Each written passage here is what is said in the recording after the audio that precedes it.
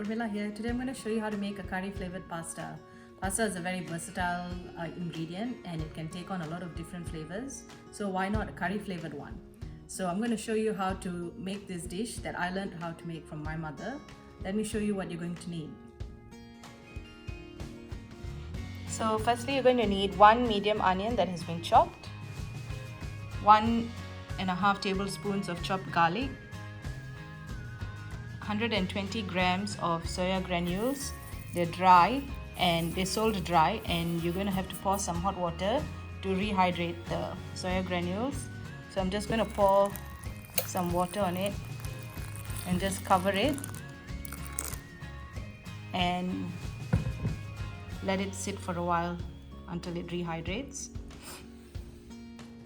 1 large tomato that's been chopped up as well, 3 to 4 tablespoons of tomato paste, about 4 to 5 tablespoons of curry powder. The curry powder that I'm using today is the Baba's fish curry powder. You can use the meat curry powder flavor if you prefer.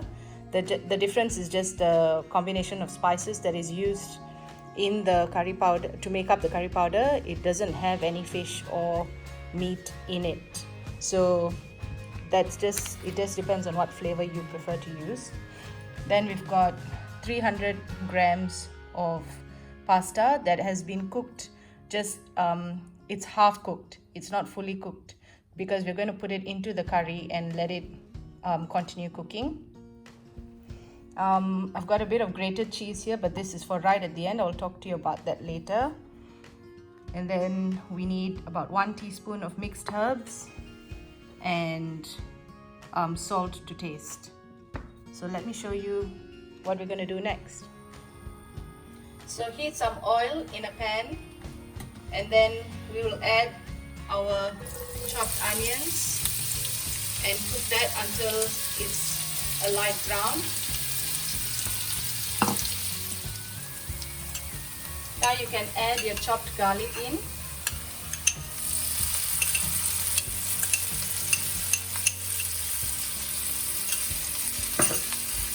Stir that through. Now, as you can see, the onions have lightly browned and have softened. So I'm going to add the soya granules into this and let that just cook a bit before we add our next ingredient.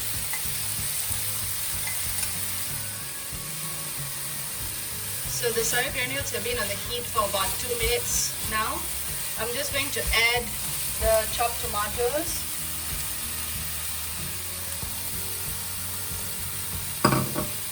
and stir that through, and then we're going to add the tomato paste in as well.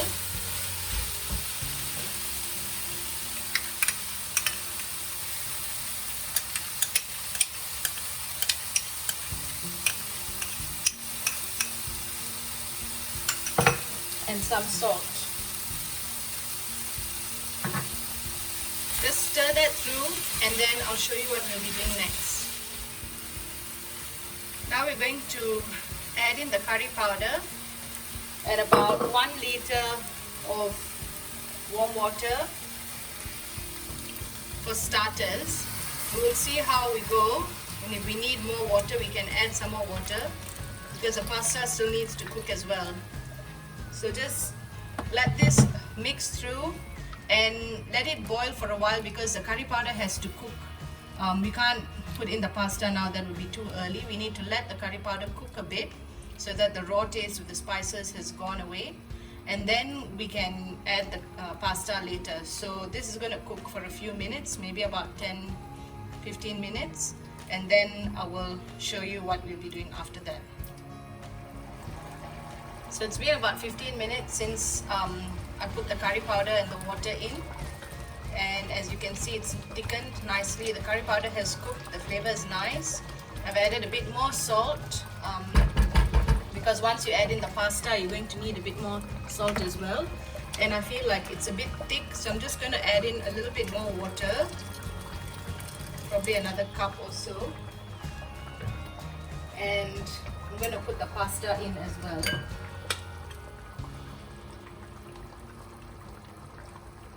Just be careful that it doesn't splash the curry on you when you bring it in, and then just loosen it and let it cook for another 5 to 10 minutes, I would say.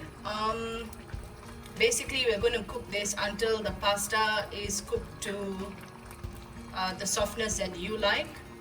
So just let it boil, and then we'll see what we do after that. It's been about 10 minutes since I put in the pasta, and now the pasta is at a nice consistency, and you can see that the whole thing has thickened a little bit as well. So now right at the end, add in your mixed herbs and stir that through and turn off the stove. So now what we're going to do is we're going to add the pasta into this Pyrex dish, and then I'm going to sprinkle the grated cheese onto the pasta and put it in the oven to bake for about 10 to 15 minutes until the cheese is nice and melted and a golden brown color. This step obviously is optional. You can just eat the pasta as it is, so that's totally up to you which you would prefer, but my family enjoys it with the melted cheese on top, so I'm going to show you how to make that. Just put a nice even coat of cheese. I'm just using some grated cheddar cheese. You can add a bit of mozzarella if you want that really stretchy feel, but that's again up to you.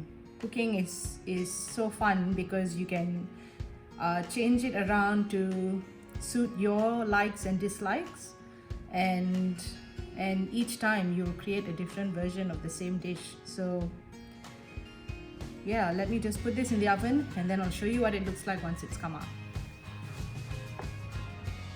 So here is how it looks once the pasta has been baked in the oven.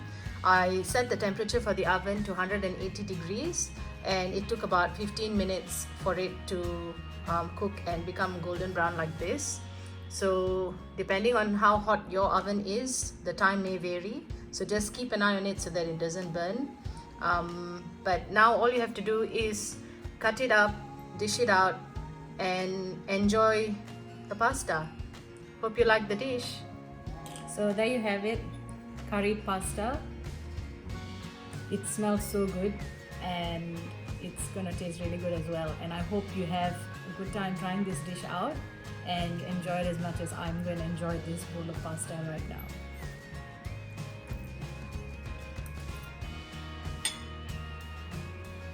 Happy cooking!